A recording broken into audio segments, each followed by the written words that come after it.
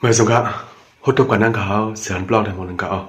วันมื้อไหนคาได้มาเปิ้นไปปันอุ้ยก็ขอพี่น้องเขาแทงปั๊บอันจื้อลือหลังอันนึงนั่นเขาเอาปั๊บอันนึงเกี่ยวกับเลยลองเงินดองอันชื่อเสียงลือหลังอันนึงนั่นเขาเอาปั๊บอันนั้น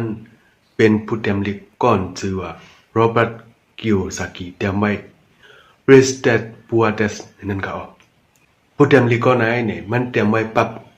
มีไว้45ปั๊บอันไหนเนี่ยเป็นปั๊บอันชื่อเสียงลือหลังเด็ดๆเลยเป็นปั๊บอันคนตั้งนำตั้งหลายผู้จักนำเด็ดๆเขาปั๊บไหนเนี่ยผู้เตรียมลิกภายมันเขาเนี่ยก็เป็นเตรียมไว้อันห้องชื่อว่าตะเทพีพี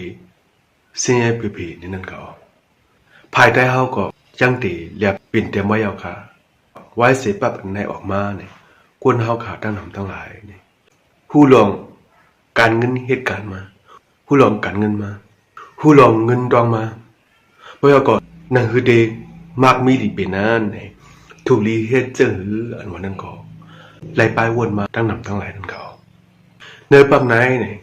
พอเด็ดเลยมาคุบที่แก็บมันสิลาดเนี่ยก้นเฮาขากุกก็ในเหตุการณ์แต่เดลัยเงินนานเนี่ยอ่อนกันเหตุการณ์วนเจออันเหตุการณ์ปนต่างเงินเหตุการณ์ด่าเงินนานเนี่ยเป็นก้นผ่านเนี่ยเป็นก้นเจออันจันกลางนั่นเขาก้นจันกลางอันวันนั้นก้นเจออันมีก่อมมีผ่านก่อมผ่านนั่นเขาก้นเจออันสร้างเงินเสียเหตุการณ์สร้างเงินเสียหาเงินขึ้นนั้นซ้ำเนี่ยก้นเจอนั่นเป็นก้นบางมีมาเนี่ยเขาก็เป็นนั่นแหละเนี่ยลองการเงินเหตุการณ์นั้นมีเจอหือเนี่ยเฮาขาดทุลีป้องใจกูก็นั่นเขาลองป้องเจอลองการเงินเหตุการณ์นั้นเนี่ยดีห้องเฮียนก่อมสอนปันลองป้องเจอเกี่ยวกับเลยลองเงินดอกเหตุการณ์นั้นเนี่ย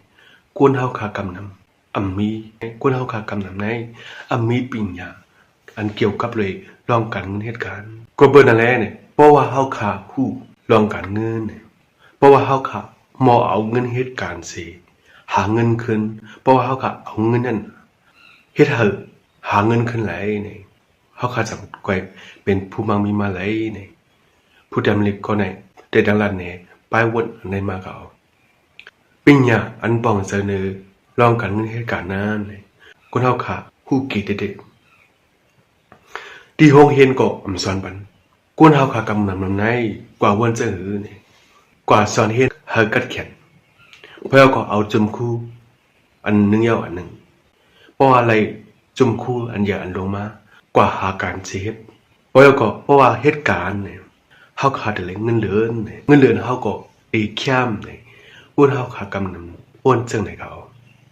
แล้วปั๊บปอมีเลขปอผ่านนั่นขอมันไหนไว้ป2ก็ปอดาก็1ในเดขึ้นเฮียนชุดจันยาวเอาจุมคู่อันนึงยาวอันนึงปอก็ในเดเพราะว่ามันเสี่ยงอาสากว่าเพราะว่ามันตายกว่าเนี่ย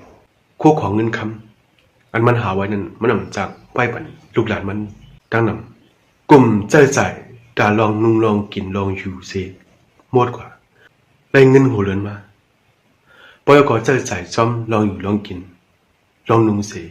หมดกว่าซ้อมเรือนปอมีก็ลงเดเนี่ยเย้าจุมคู่สังมีหมอกปิญญาจัน10อ่อนกวยปอมีก็ในเดเนี่ยไรจุมคู่ตั้งนำตั้งหลายกวยหนาปอก็ในเดเปลี่ยนผู้มักมีหลงก่อนหนึ่งปอก็ในเดเพราะมันเสียงอาสากว่าเลยมันเดียวไปปันไหลเงินตองคู่ของมวยเงินคำตั้งนำทั้งหลายเฮ็ดสั่งไหนมันมักมีหลาเพราะว่ามันมีป้ายวนมันป่องเจอมีปิญญาลองหาเงินเดี๋ยวถือจ้างเงินเสียหาเงินมากขึ้นเลยเดี๋ยวถือเอาเงินจ้างเงินเสียหาเงินขึ้นเลยมันป่องเจอลองเงินเด็ดๆเลยเนี่ยสั่งเป็นภูมิวิโลมาพอผ่านก้อนนั้นเด้เนี่ยมีจุ่มคู่ลงอัญญาโลกอเนี่ยก็เพราะว่าป่องเจอลองการเงินเหตุการณ์ป่องเจอไล่หาเงินขึ้นเลยกุยมีเงินเหลือเร็วๆสิใส่ใจกว่าเย้ากว่าซ้ำวันซ้ำเหลือนั่นเขา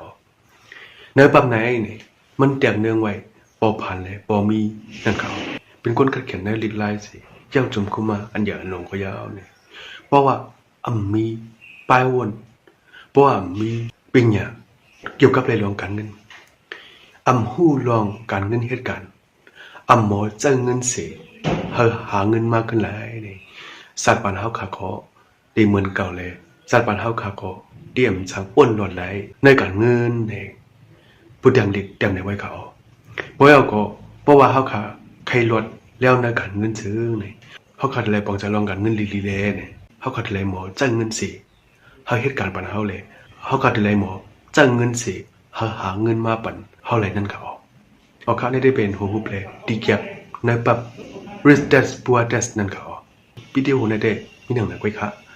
ชุมยำว่าวิดีโอในเดมีพอลีดาไว้ก็ขอพี่น้องเขาอยู่ค่ะยังจะมันไปให้ตัวสุดค่ะปักทุกคนวิดีโอมาแดงค่ะมาชมค่ะ